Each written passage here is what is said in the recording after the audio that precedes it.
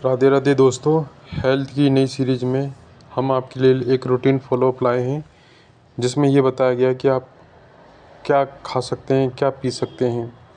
आप पीने के नाम से आप उसमें ब्रांड मत ढूंढना कि कौन सा ब्रांड पीना चाहिए, कौन सा नहीं पीना चाहिए। पीने के नाम से पानी, चाय, कॉफ़ी, लस्सी इत्यादि हैं। इसके आगे ना ही सोचे तो अच्छा है। सोच लीजिए, वैसे कोई दिक्कत नहीं है। तो इसको हम स्टार्ट करते हैं आगे। दोस्तों, हमने 5 फॉलोअप रखे हैं। पहला सबसे अच्छा रूटीन, दूसरा अच्छा रूटीन, तीसरा ठीक ठाक रूटीन, चौथा कम से कम खाना पीना, पाँचवा जो रूटीन है ना खाना ना पीना। और जहाँ तक हमको लगता है आप 5वां रूटीन ढंग से फॉलो करोगे। तो पहले रूटीन में क्या है, सबसे अच्छा रूटीन जिसमें आप डेली फॉलो कर सकते हैं। दूसरा अच्छा रूटीन जिसे आप हफ्ते में 2 से 3 बार फॉलो कर सकते हैं। तीसरा ठीक ठाक रूटीन जिसे आप हफ्ते में 1 से 2 दिन फॉलो कर सकते हैं। चौथा फॉलोअप आप कम खाना कम पीना जिसे आप 15 दिन में 1 बार कर सकते हैं। पाँचवा ना खाना ना पीना जिसे ना ही करे तो अच्छा और उससे भी और अच्छा। दोस्तों, आयुर्वेद के अनुसार खाने में 6 रस होते हैं जो हमें हर हालत में खाने चाहिए, जैसे मीठा, खट्टा, नमकीन, कड़वा, तीखा, कसेला और 7 रंग के फल और सब्जियां खाने में शामिल करनी चाहिए, जैसे पीला, लाल, सफ़ेद, भूरा, हरा, नारंगी, काला। सबसे अच्छे उपाय में सुबह सुबह सबसे पहले शरीर को डिटॉक्स करना चाहिए। इसके लिए 1 गिलास हल्का गुनगुना पानी पिएं या एक बड़ा कप या 1 गिलास पानी में एक आधा चम्मच मेथी दाना रात को भिगोकर सुबह पीने से शुगर कंट्रोल करने में सहायता मिलती है। साथ ही पाचन क्रिया भी अच्छी रहती है, डाइजेस्टिव सिस्टम। या आप 1 गिलास गुनगुने पानी में 1 नींबू निचोड़कर पी सकते हैं। अगर आपको एसिडिटी हो तो ये ना करें। पानी से भरे शीशे के जग में खीरा, गाजर, धनिया के पत्ते काटकर रात को डाल दें, फिर सुबह छान कर इसके पूरा दिन पीते रहें। सेकंड पार्ट में आता है अच्छा उपाय, जो वीक में 2 या 3 दिन कर सकते हैं। 1 कप पानी में आधा इंच कच्ची हल्दी को 6 मिनट तक उबालकर पीने से आंतरिक सूजन में कमी आती है। आंतरिक सूजन बोले तो इन्फ्लेमेशन। साथ ही 1 चम्मच सौंफ 1 गिलास पानी में रात को भिगो के रख दें, फिर सुबह छानकर आप पी सकते हैं। इससे भी आंतरिक सूजन कम करने में मदद मिलती है। जिन भाई बहनों के सुबह उठते ही चेहरे पे सूजन होती हैं, वो एक उपाय करें कि रात को 1 या 1.5 चम्मच सौंफ 1 गिलास पानी में भिगो के रख दें और सुबह उसका काढ़ा बना के पिएं। मतलब 1 गिलास का उबालते उबालते जब 1/4 रह जाए तो उसको छानकर घुट घुट करके पिएं। तो 3 से 1 हफ्ते के अंदर काफ़ी मदद मिलती है और काफ़ी हद तक सूजन भी कम हो जाती है। 1 से 2 चम्मच व्हीट ग्रास का जूस भी पीने से एंटीऑक्सीडेंट और मिनरल ठीक ठाक मिलते रहते हैं। पर किसी को यह लूज मोशन भी कर सकते हैं, तो जिन भाई लोगों को लूज मोशन वगैरह हो लगे तो वो व्हीट ग्रास का जूस ना पिएं। तीसरा फॉलोअप में ठीक ठाक उपाय, जिसमें आप ग्रीन टी, जिसमें प्रचुर मात्रा में एंटीऑक्सीडेंट होते हैं जो शरीर में फ्री रेडिकल्स को कम करते हैं। जिनको एसिडिटी ना हो वो ग्रीन टी ले सकते हैं। सुबह ब्लैक कॉफ़ी भी पी सकते हैं। सेब का सिरका 1 चम्मच 1 गिलास पानी में आप मिलाकर ले सकते हैं।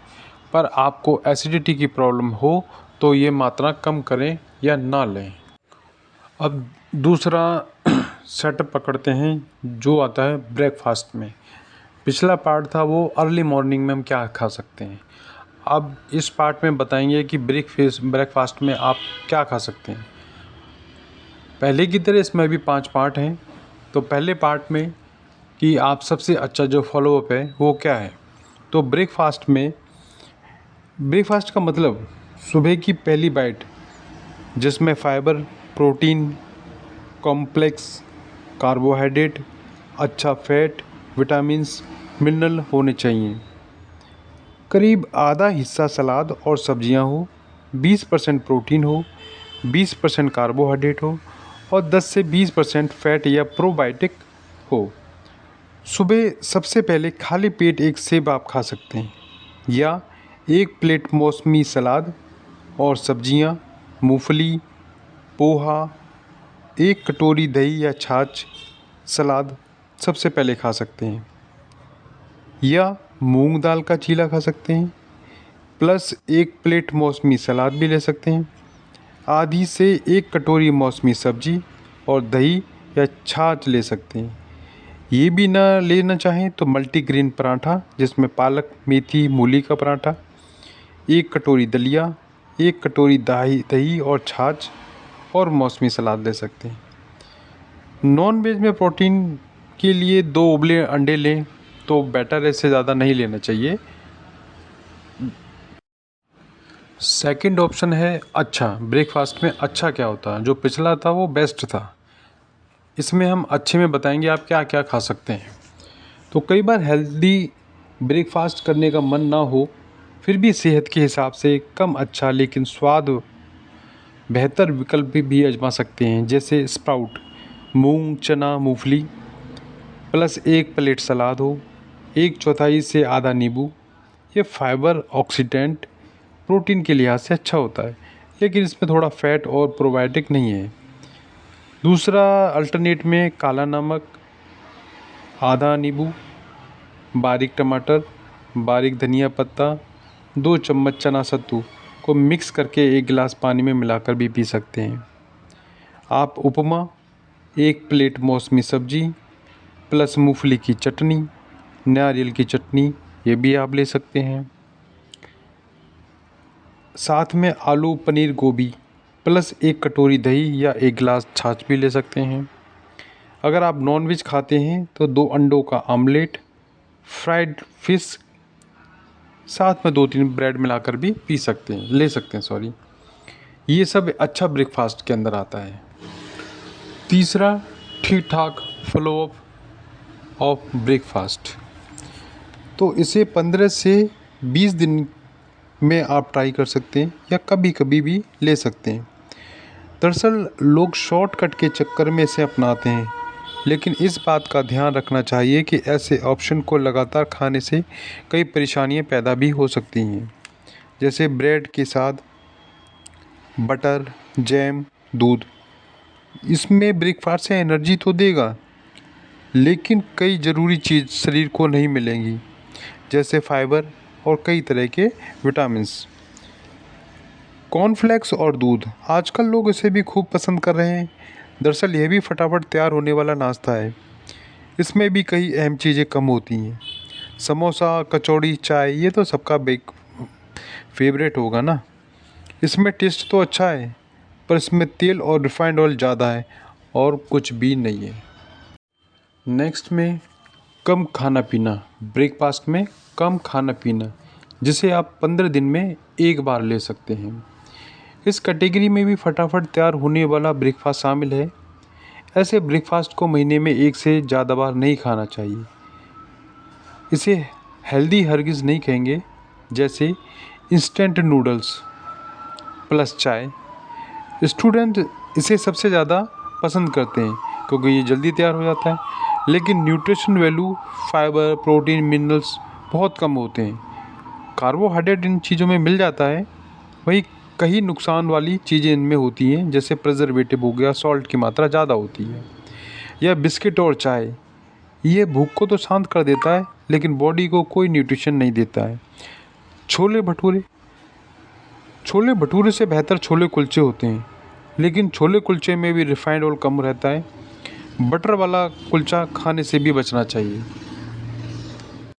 ब्रेकफास्ट में लास्ट फ्लॉप है कि ना खाएं ना पिएं तो बेटर है। इस कैटेगरी में वैसे तो बहुत सारी चीज़ें शामिल हो सकती हैं जो सेहत के लिए बहुत ज़्यादा नुकसानदायक हैं। इन्हें अपनाने से मोटापा, डायबिटीज़, बीपी और हार्मोनल समस्या का सामना करना पड़ सकता है।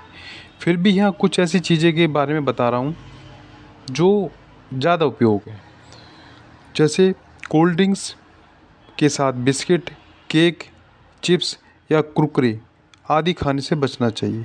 इनमें कैलोरी बहुत ज़्यादा होती है, हानिकारक नमक होता है, बहुत ज़्यादा मात्रा में चीनी होती है। वही पाम ऑयल या दूसरे रिफाइंड ऑयल की भरपूर भरी रहती है। साथ में पेस्ट्री, केक, डोनट, सोडा ये भी नहीं खाना चाहिए। इससे वज़न बहुत तेज़ी से बढ़ता है। साथ में डायबिटीज़ और फैटी लीवर भी हो सकता है। दोस्तों, इस पार्ट में अर्ली मॉर्निंग क्या खाना चाहिए और ब्रेकफास्ट में क्या खाना चाहिए उसको कवर अप किया गया है। सेकंड पार्ट में हम लंच में आपको क्या खाना चाहिए, स्नैक्स में क्या खाना चाहिए, डिनर में क्या खाना चाहिए और लेट नाइट क्या खाना चाहिए उसको कवर अप करेंगे। कुछ मिस्टेक हो सकती हैं मेरे को बोलने में, आपके समझने में, तो उसको कोशिश करेंगे कि अगली वीडियो में वो ना हो। आप इस वीडियो को लाइक करें, सब्सक्राइब करें और दोस्तों को शेयर करें। कोशिश करेंगे और अच्छी इम्प्रूवमेंट हो। धन्यवाद।